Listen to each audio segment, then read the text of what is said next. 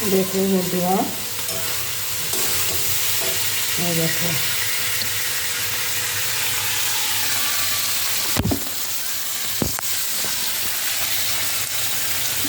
এই দেখো ডিম আর আলু ভেজে নিলাম। আর দেখো এটা ডিমের ঝুড়ি, এই দেখো ডিমের ঝুড়ি আর পেঁয়াজ। আর এই দেখো কড়াইয়ের মধ্যে চিংড়ি মাছ। এই দেখো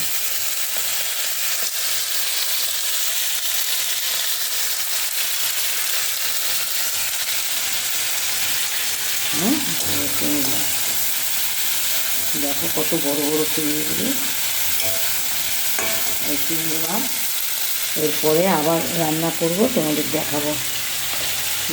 ডিম আলু ভাজা হয়ে গেছে, সব কিছু হয়ে গেছে, রুটি করে রাখছি, ভাতও হয়ে গেছে। দেখো